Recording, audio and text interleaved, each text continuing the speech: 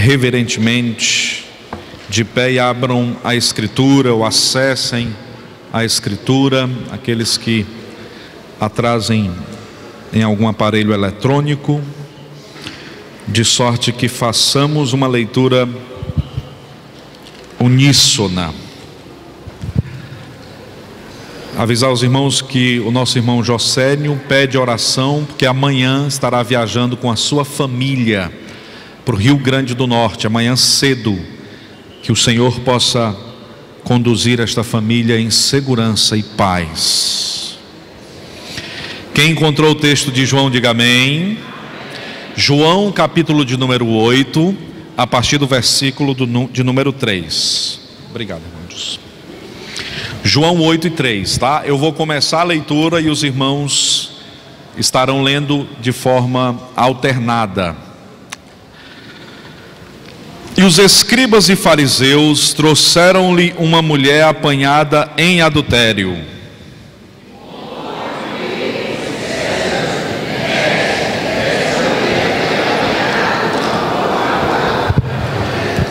E na lei nos mandou Moisés que as tais sejam apedrejadas. Tu, pois, que dizes?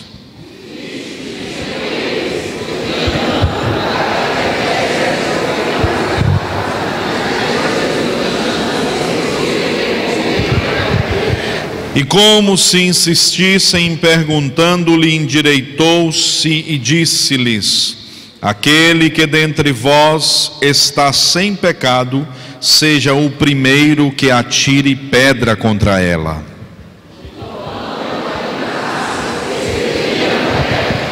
Quando ouviram isso, saíram um, a começar pelos mais velhos até aos últimos. Ficaram só Jesus e a mulher que estava no meio.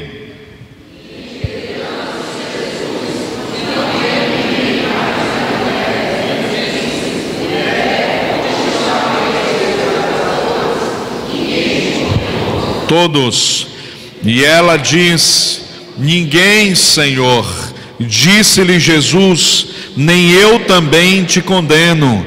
Vai-te e não peques mais. Pai bendito, tua palavra está diante de nós. És o Deus de perdão. E nessa noite nós vamos falar sobre uma geração que não carrega pedras. Uma igreja que não carrega pedras. Pedimos-te que comuniques a tua vontade a nós nesta noite, para a glória do nome bendito do teu Filho. Rogo a tua graça e proteção sobre a família que estará viajando amanhã, que os teus servos possam ir e retornar em paz, em nome de Jesus. Podeis sentar, queridos.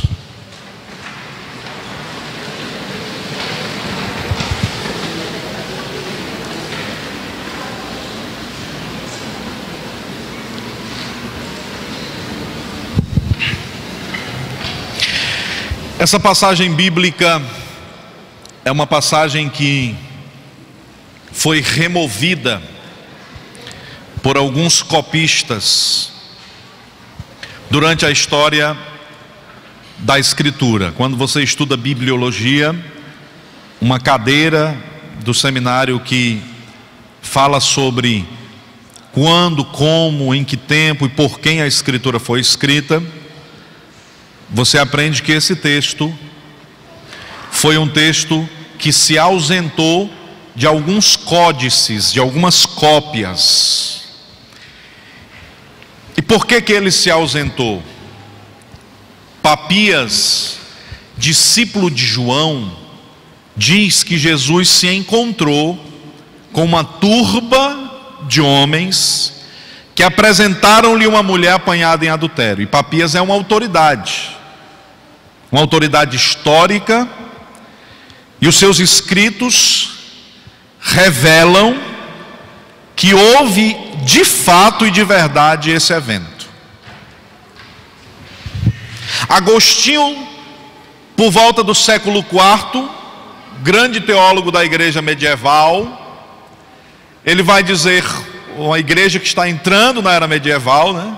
Ele vai dizer que os homens ou os copistas retiraram esse trecho da Bíblia, de algumas cópias da Bíblia, porque eles temiam que as mulheres, ao lerem, encontrassem no texto justificativa para adulterar. Veja o machismo. O copista olhou para o texto e disse: opa, Jesus perdoou uma adúltera, então nessa cópia eu não vou colocar o texto, porque se outra mulher ler, pode encontrar aqui justificativa para fazer a mesma coisa. Então, para que as mulheres não façam, vamos tirar da Bíblia. E aí eles tiraram, e tem algumas cópias antigas que não tem esse texto. Mas esse texto ele foi escrito originalmente por João. E esse fato ocorreu no ministério de Jesus.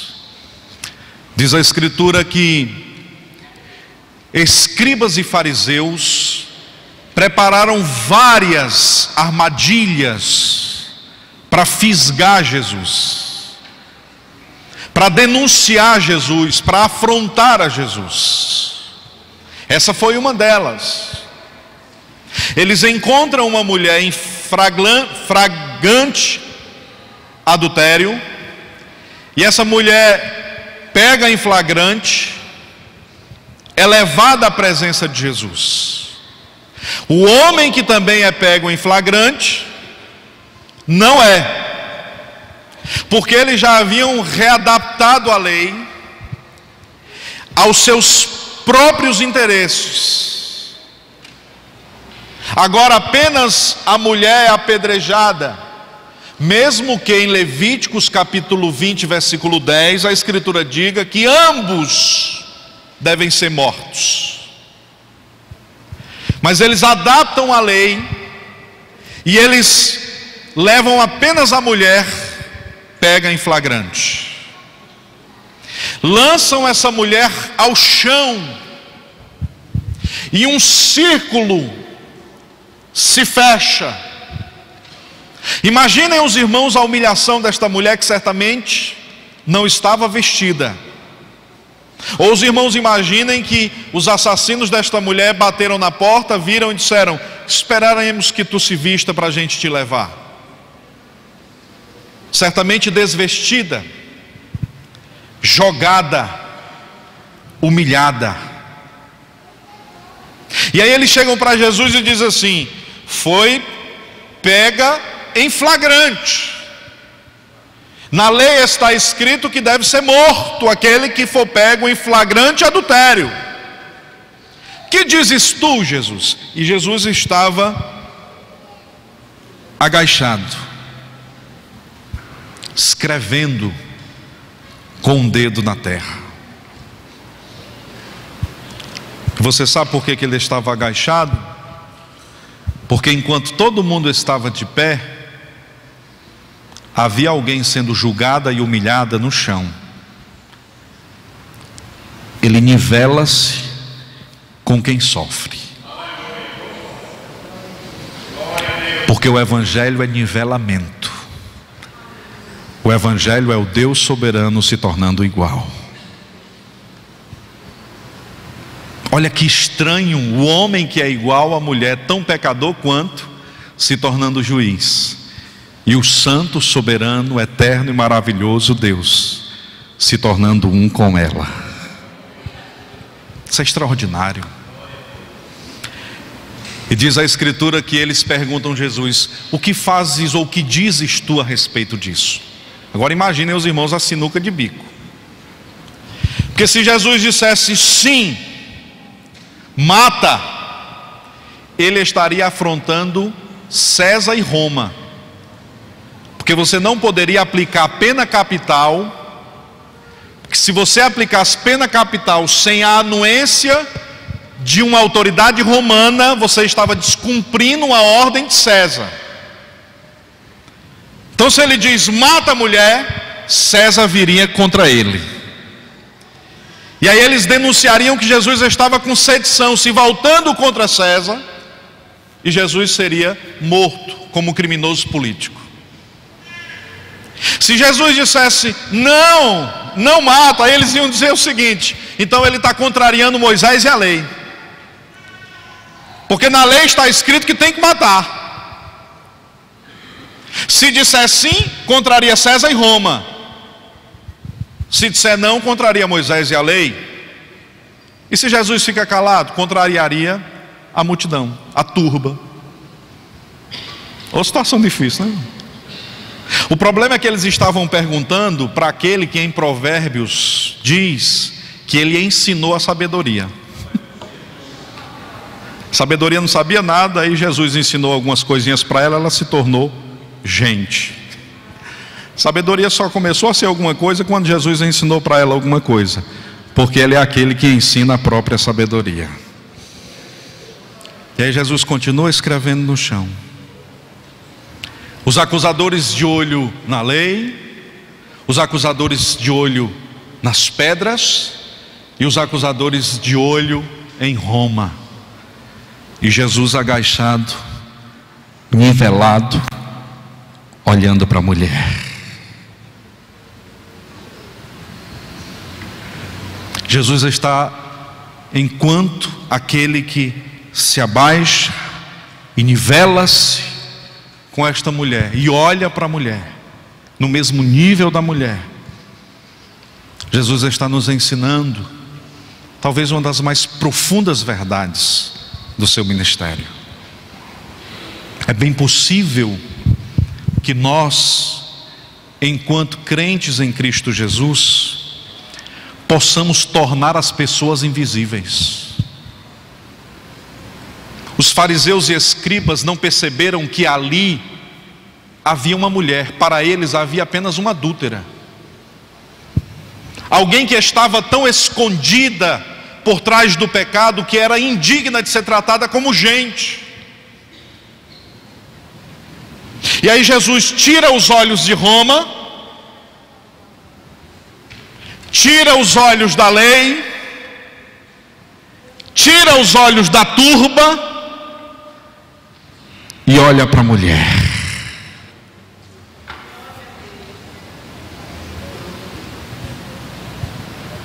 Todos nós, em algum momento da vida, já agimos como essa turba. Quem de nós nunca encontrou uma criança dormindo na rua e culpou o conselho tutelar ou o governo ou os pais que foram descuidados? Quem de nós nunca se encontrou com uma criança pedindo esmolas no sinal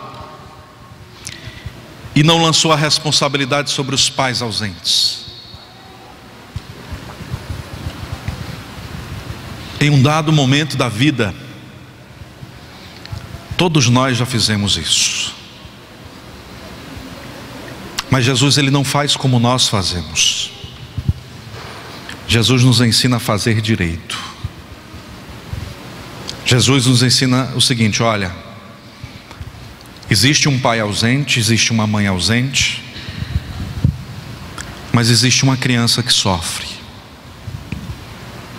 Existe uma mulher que adultera, mas essa mulher que hoje adultera e é marcada por você como adúltera, eu não a vejo como adúltera, porque eu a vejo enquanto criança sendo violentada pelo seu padrasto. Eu a vejo como alguém que sofre. Este homem que por tantas e tantas vezes fingiu que nunca mais trairia você e novamente voltou a trair, e você o vê como um imundo que simplesmente não consegue libertação, Deus olha para ele diferente. E Deus vê que ele não é feliz quando fere a sua alma e quando destrói a paz do teu lar.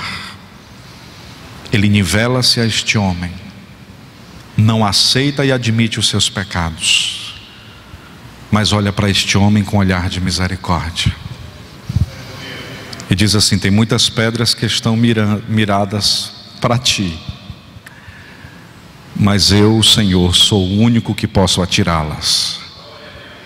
E eu escolho não atirar as pedras. Eu escolho olhar nos teus olhos e dizer para você que uma nova oportunidade surge diante de você. Senhor Jesus foi apanhado em adultério e a lei diz que tem que morrer. Aí Jesus diz: muito bem, está escrito? Está. Ele se ergue e responde. E a resposta de Jesus é inesperada, porque Jesus diz assim: quem não tem pecado, que seja o primeiro a atirar contra ela pedras. Jesus olha para os acusadores e diz: vocês estão predispostos a acusar ela conforme a lei? Sim, Senhor. Pecou, tem que pagar. Pecou, tem que assumir o compromisso e a responsabilidade. Aí Jesus usa um termo grego que eu anotei aqui. O termo grego que Jesus usa é anamartetos. Você sabe o que é anamartetos no grego? Quem de vós nunca sentiu a mesma coisa? Quando a gente lê, a impressão que a gente tem é que Jesus disse assim: quem nunca cometeu um pecado, atire a pedra. Não foi isso que Jesus disse para aqueles homens. O termo anamartetos não é cometer pecado. O termo anamartetos é sentir o desejo por determinado pecado. Então o que foi que Jesus disse para aqueles homens? Quem de vocês nunca sentiu vontade de adulterar? Ô pancada, irmão. E entre aqueles com pedras nas mãos haviam vários adúlteros. A diferença deles para a mulher é que a mulher foi pega em flagrante, e eles ainda não. E aí Jesus olha para eles e diz: muito bem, vocês querem julgar conforme a lei? E aí é importante que a gente entenda que a lei, ela se expressa a partir de 3 princípios. Existe a lei cerimonial. O que é a lei cerimonial? É a lei que ordena o culto, é a lei que ordena o sacrifício. Existe a lei civil. E o que é a lei civil? É a lei que ordena as nossas relações, compra e venda, o estabelecimento do pagamento daquele que é sacerdote.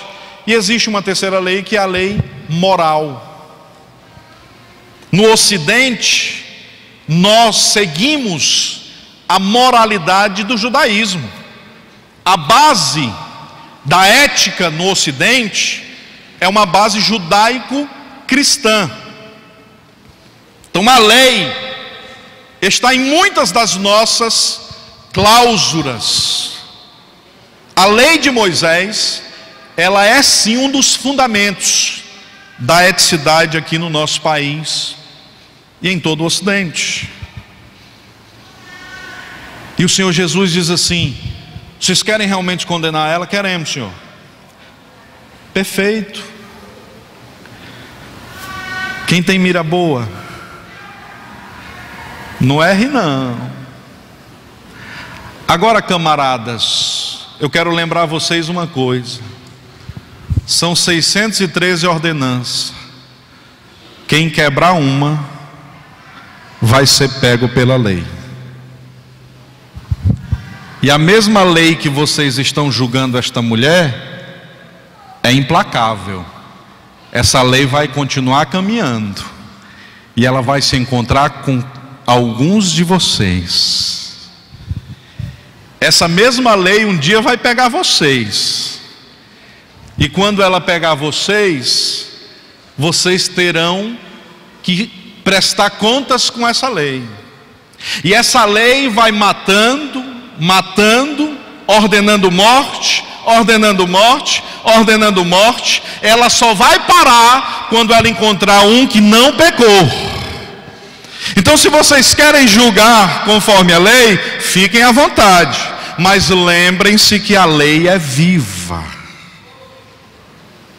Irmãos, vamos trazer aqui uma cena cinematográfica, uma cena hollywoodiana. É mais ou menos assim para a gente entender a passagem.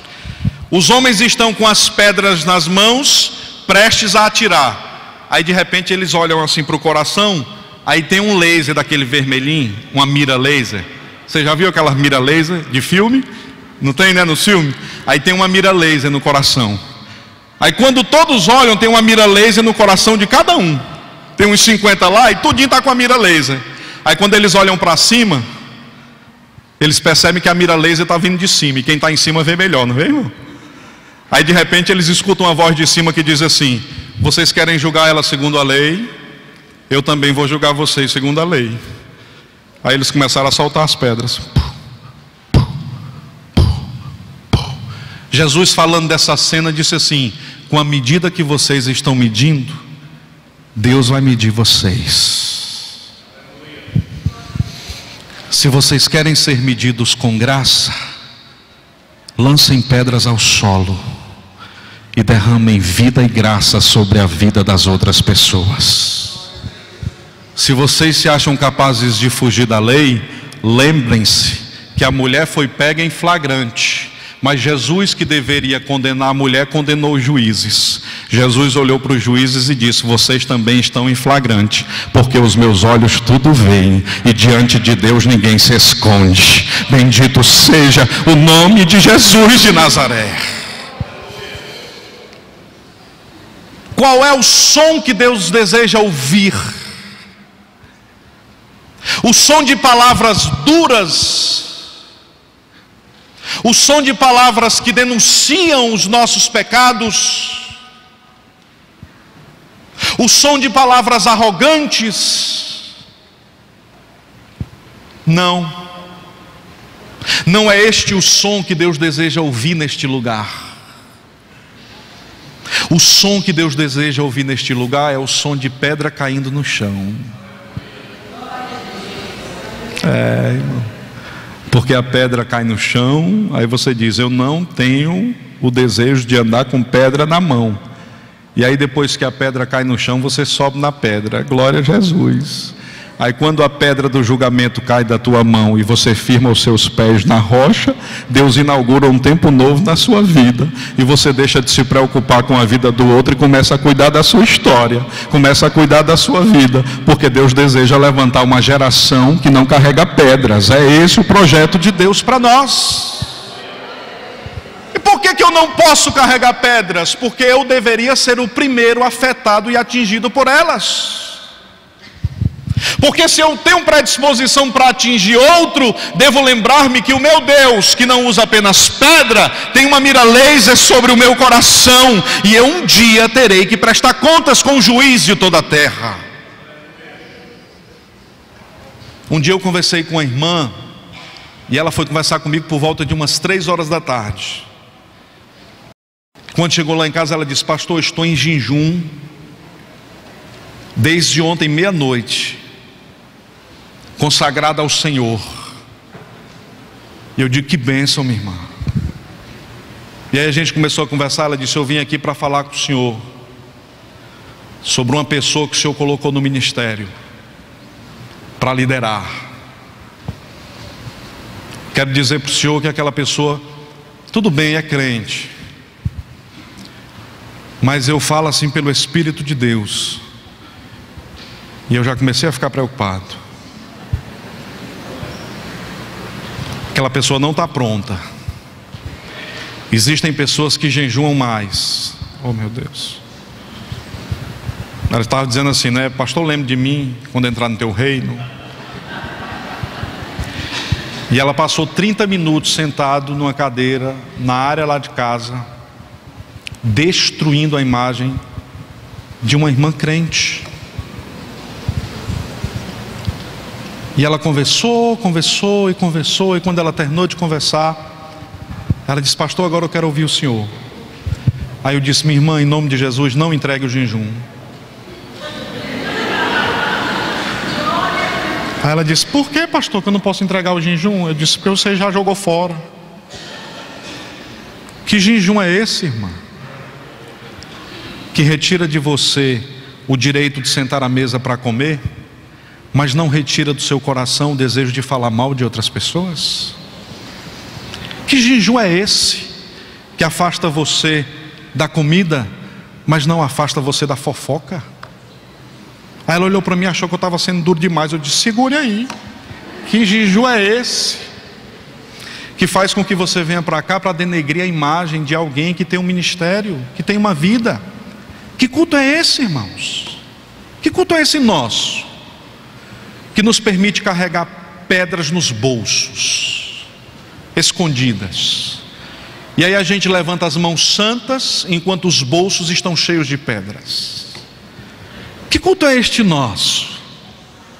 O Espírito de Deus está fazendo essa pergunta para algumas pessoas que estão aqui nessa noite. Não tem sentido orar, não tem sentido vir à igreja, não tem sentido adorar a Deus, não tem sentido fazer nada no que diz respeito à questão cultica, se nós continuamos alimentando ódio no nosso coração, se nós continuamos matando pessoas que deveriam viver nas nossas vidas, se nós continuamos lançando para o futuro um perdão que já deveria ter acontecido há 10 anos atrás. Hoje à noite, Deus deseja ouvir barulhos de pedras caindo ao solo. Isso é música para o Espírito de Deus. E quando a pedra cair nas tuas mãos, você será tomada por uma sensação de paz. O Espírito de Deus vai encher a tua alma de alegria, e você sairá deste lugar restaurada. Pastor, quer dizer que é só jogar pedra no chão? Não é só jogar pedra no chão. Você tem que jogar pedra no chão, mas tem que ajudar a mulher. A pedra caiu e eles foram embora, só ficou Jesus. Então não é só deixar de pensar mal, não é só deixar de desejar a morte do outro, né? Igual o irmão conversando comigo disse: pastor, não tenho raiva dele não, tenho raiva do leão que não comeu ele quando ele era criança e foi para o circo. Olha aí, irmão, negócio atribulado. Tenho raiva do leão que era para ter devorado quando ele foi brincar no circo. Jesus, tenha misericórdia da alma desse crente. Diz a Escritura que Jesus então se agacha, ele diz assim: quem não tiver pecado atire, e aí ele se abaixou de novo. A Bíblia diz que com o dedo ele começou a escrever. Aí tem os irmãos que dizem assim: pastor, o que foi que ele escreveu? E tem gente que inventa tudo, né? Pastor, hoje à noite vai dizer o que foi que Jesus escreveu. Por nada. Graças a Deus a gente não sabe. Sabe por quê? Porque o termo, quando a Bíblia diz que Jesus escreveu, ele usa um termo, uma expressão grega que é katagrafei. Pastor, o que é katagrafei? Escrever uma sentença contra alguém. Nós não sabemos o que ele estava escrevendo, mas o que ele estava escrevendo era uma sentença. Certamente ele estava escrevendo os pecados. Katagrafei. Nós temos na Escritura, em Daniel capítulo 5, essa mesma mão escrevendo. Belsazar se banqueteando com os utensílios do templo, e a Bíblia diz que de repente uma mão aparece na parede. Belsazar, o rei ímpio, zombando das coisas sagradas. De repente ele tem a visão de uma mão na parede, e a mão da parede deixa um escrito, e todos nós sabemos qual é: Mene Mene Tekel Parsi. Mene Mene Tekel Parsi é: pesado foste na balança e achado em falta. Está na parede. Mas quando Jesus começa a escrever, certamente os pecados da mulher, ele escreve na areia. E quando o escrito está na areia, já já o vento passa. E quando o vento passa, desfaz o escrito. Eu imagino Jesus escrevendo e dizendo: Espírito Santo, é vento, sopra sobre estes pecados, Sopra sobre estes pecados, limpa a vida desta mulher. Bendito seja o nome de Jesus. Diz aí para o irmão que está do teu lado, diz assim para ele: os teus pecados, diz para ele em nome de Jesus, os teus pecados foram escritos em areia. Diz assim para ele: o Espírito Santo já apagou. Você não deu glória a Deus porque não creu, mas que Ele fez isso por você, Ele fez. Bendito seja o Cordeiro de Deus nesta noite. Glória a Jesus. Eu tenho uma palavra de Deus para algumas pessoas que aqui estão. Isaías capítulo 43, versículo 25. Receba essa palavra no seu coração. Eu mesmo sou o que apaga as tuas transgressões por amor de mim, e dos teus pecados eu não me lembro mais. Eu mesmo sou o que apago as tuas transgressões por amor de mim, e dos teus pecados eu não me lembro mais. Eu não sei como foi que você chegou aqui nesta noite, mas o Deus que escreve na areia está neste lugar. O Espírito de misericórdia e de graça está nesse lugar, e Deus pode apagar as tuas transgressões e restaurar o teu coração. Dura coisa é ver Jesus escrevendo na parede, porque a mensagem é de juízo e fica lá. Pastor, o que é que eu tenho que fazer? Você tem que consertar a sua casa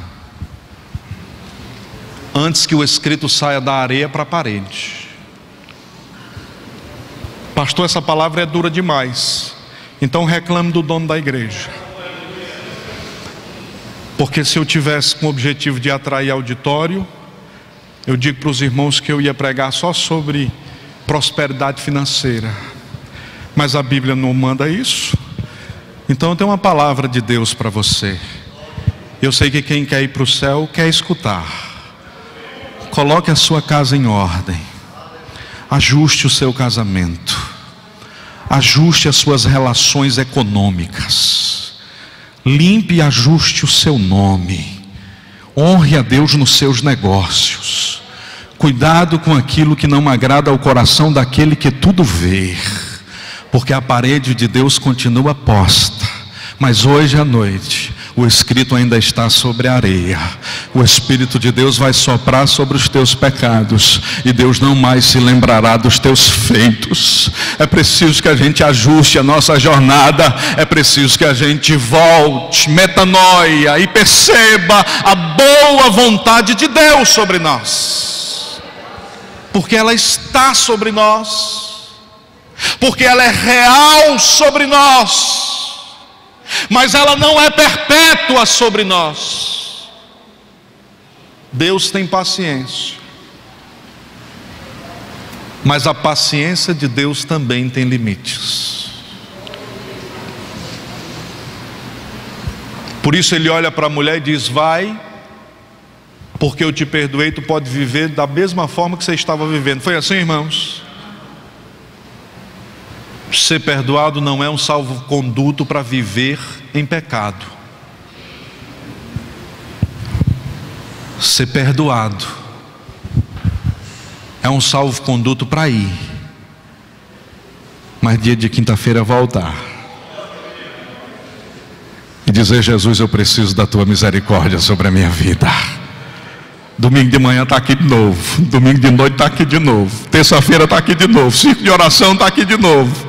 E aí você vai, mas você diz: eu não me desligo mais do Senhor, tenho que voltar à tua presença, sentir a tua vida e viver para a tua glória. Glórias sejam dadas ao nome de Jesus. E a Escritura diz assim: de repente, do mais velho ao mais moço, versículo 9, quando ouviram isso, saíram um a um, a começar pelos mais velhos até os últimos. Ficaram só Jesus e a mulher que estava no meio. Tem acusação de todas as idades. Os mais velhos começam a sair primeiro, e a Escritura diz que todos saem, nenhum fica. O que fica é ela e Jesus.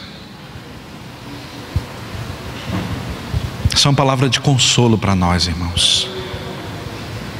Quando nós estamos na presença de Jesus, não importa qual seja a idade da acusação, ela não fica de pé. Ela tem que sair, porque nenhuma condenação há para os que estão em Cristo Jesus.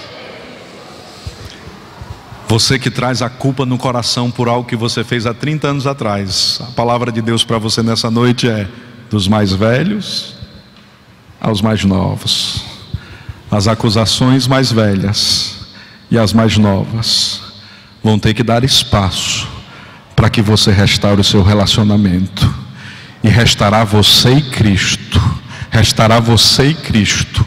E toda a força dos acusadores será desfeita pela autoridade que há no nome de Jesus. Deus está devolvendo a autoridade de Deus para a sua vida hoje. O acusador Satanás não tem mais poder sobre a tua vida, não tem mais autoridade sobre a tua vida, porque Deus está restaurando a aliança com alguns crentes aqui nesta noite. Pastor, mas faz muito tempo eu nunca disse para ninguém. Deixa eu te dizer uma coisa: dos mais velhos aos mais novos, Deus vai remover nesta noite. Toda acusação será desfeita e a graça de Deus será estabelecida na sua casa. Aleluia! Eu estou sentindo a graça de Deus nesse lugar hoje. Como é bom, irmãos, estar nesse ambiente, né? Como é bom. Como é bom. Tem uma multidão aqui, mas cada um tem a sua proximidade com Cristo. E essa multidão, cada um tem tantos acusadores. São tantas pancadas que você já levou na vida. Tantas pessoas dizendo que seu ministério não prosperará mais. Tantas pessoas dizendo que esse passo que você deu em falso na vida destruiu todo o seu futuro.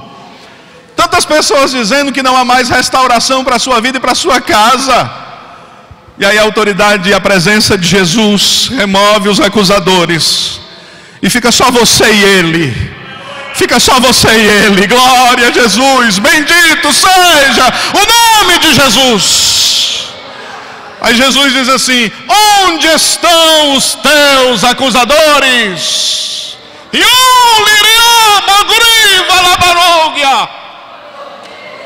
O Senhor está perguntando para você nessa noite: onde estão os teus acusadores? Porque se você está os vendo, eu não estou mais. Porque se você pensa que eles ainda estão aí, eu já os fiz sair. Glória a Jesus. Há um tempo de renovo de Deus para o teu ministério. Há um tempo de restauração de Deus para a tua vida nessa noite. E os acusadores que disseram tem que sepultar, vão ter que deixar a pedra cair e em silêncio sair. Bendito seja o nome de Jesus, o nome do Senhor. Versículos 10 e 11. Estamos nos encaminhando para o final do sermão.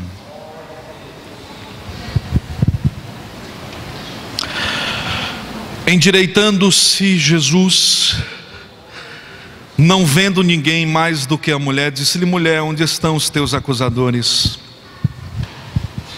Primeira pergunta. Segunda pergunta: ninguém te condenou?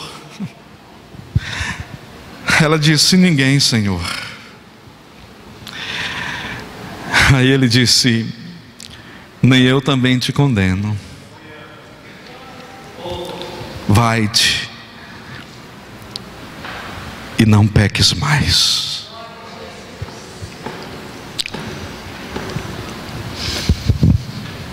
O único que poderia ser encontrado pela lei e ser achado justo e digno porque cumpriu toda a lei foi Jesus. O único que poderia encher as mãos de pedras e atirar contra aquela mulher era Cristo, porque Ele cumpriu cabalmente cada versículo, cada iota da lei, cada vírgula, cada ponto, a lei cumpre-se nele. Mas ele olha para ela e diz: eles não te condenaram? Senhor, não condenaram não. Pois eu também não te condeno. Sabe o que é que Jesus está dizendo para aquela mulher? E sabe o que é que Jesus está dizendo para você que está aqui nessa noite? Para mim, para todos nós. Você sabe, naquele dia que você foi pego em flagrante, e isso devastou a tua vida, devastou o teu ministério,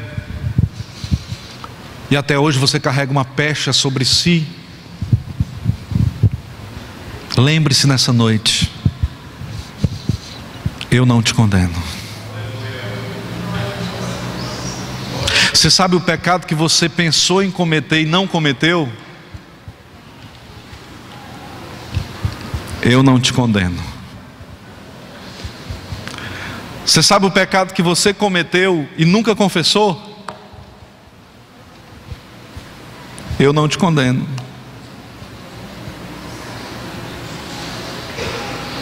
Pastor, quer dizer que a gente não precisa confessar os pecados? Quer dizer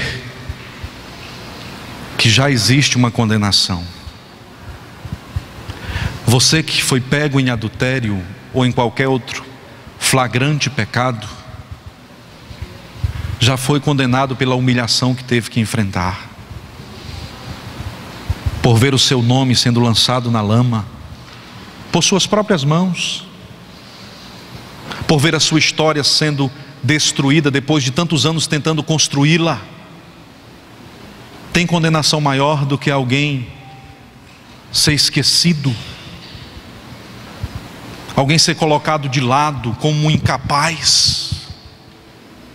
Tem condenação maior do que alguém olhar para esta pessoa e dizer: para este ou para esta não há mais solução?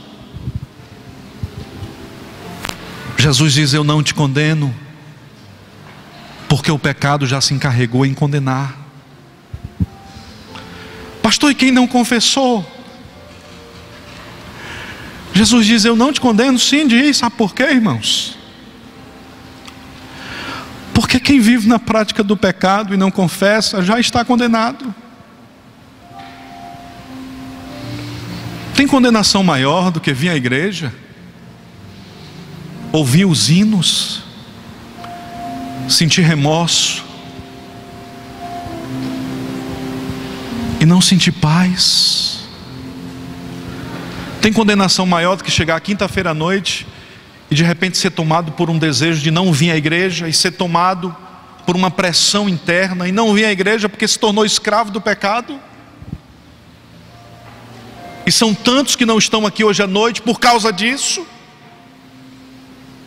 Tem condenação maior do que alguém vir à igreja apenas para cumprir uma tabela semanal,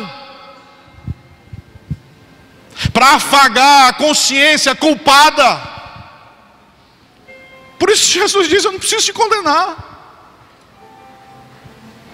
Eu não te condeno, porque o caminho que você está escolhendo viver já é uma condenação. Mas se você quiser mudar de vida, eu tenho graça, eu tenho oportunidade nova, eu tenho restauração e vida plena, eu tenho comunhão e paz, eu tenho alegria e certeza para a tua alma. Você vai ser tomada por uma irradiante certeza, e o Espírito de Deus te trará consolo diário.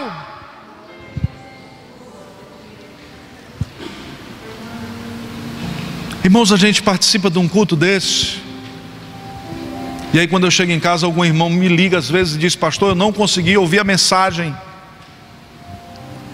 porque tinha uma pessoa conversando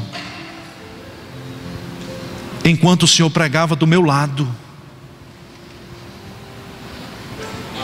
conversando sobre coisas quaisquer. Tem condenação maior do que essa, irmãos? Do que as pessoas que não entendem o risco de colocar o pé neste lugar para ouvir a palavra de Deus sem dar crédito. Do que as pessoas que colocam o pé nesse lugar sabendo que estamos diante daquele que é santo e tudo vê, e tratam com leviandade o culto. Não tem.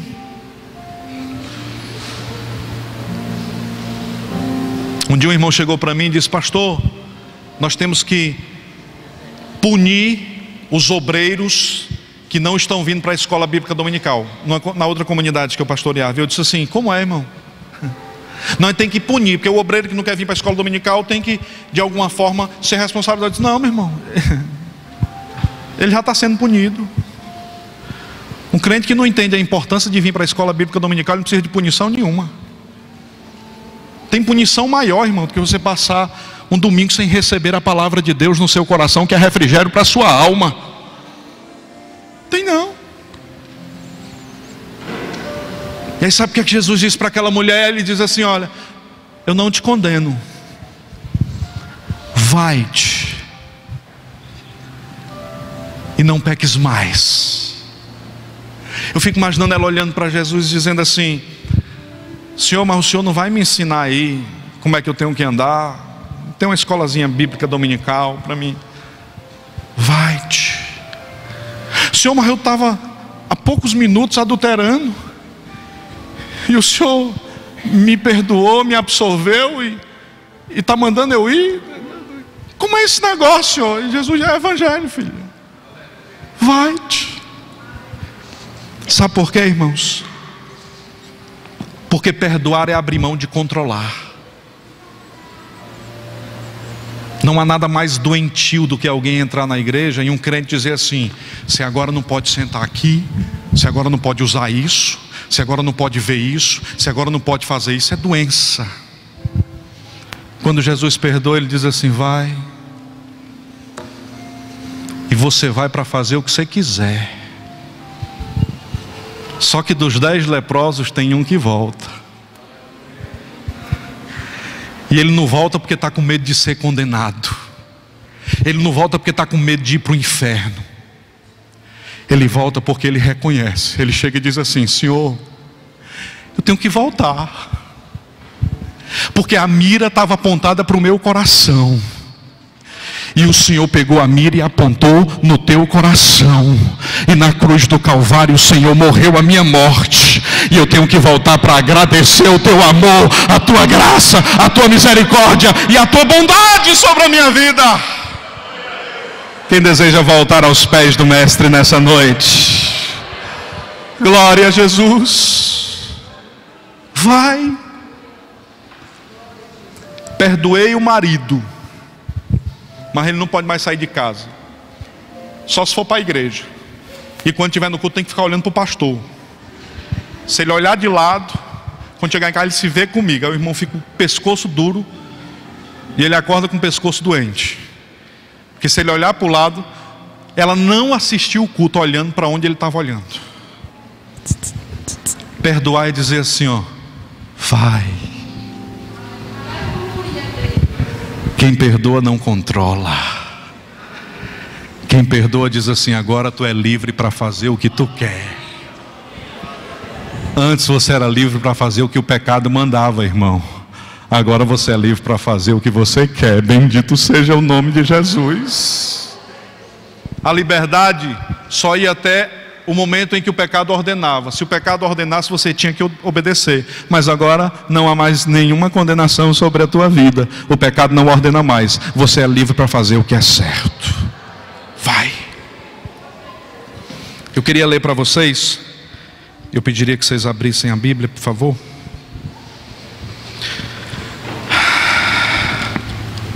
Primeira carta de João, lá no finalzinho da Bíblia, pertinho de Apocalipse, depois de Pedro, depois das missivas de Pedro. Primeira carta de João. Eu vi um pastor citando essa história e eu queria contar para vocês, que eu achei bastante interessante. A Escritura diz assim: no amor não há temor, antes o perfeito amor lança fora o temor. Olha que palavra extraordinária. 1 João capítulo 4, versículo 18. 1 João, primeira carta de João, capítulo 4, versículo 18, um dos textos mais lindos das missivas de João. Ele diz assim: no amor não há temor, antes o perfeito amor lança fora o temor. É bonito, né, irmãos? Isso aqui é bonito você colocar no convite de casamento. Inclusive teve um casal que teve essa ideia. Vou contar só essa história para a gente concluir. Ele teve essa ideia e ele colocou assim, mandou para a gráfica 1 João, aí botou um umzinho na frente, botou João, e aí botou 4:18. E aí o texto ia ser esse: no amor não há temor, antes o perfeito amor lança fora o temor. E aí quando chegou na gráfica, o rapaz da gráfica não era crente e não sabia como era que achava o texto. Eles mandaram só a referência. Aí ele disse: o que é isso? Aí ligou para a mulher e perguntou: o que é esse J.O.? Ela disse: é João. Aí disse: obrigado. Desligou o telefone, foi no Evangelho, viu o versículo e colocou no convite. E aí ele colocou João capítulo 4, versículo 18. Quando o convite chegou, que ela abriu, estava escrito assim: tiveste 5 maridos, e o que tu tens agora não é teu.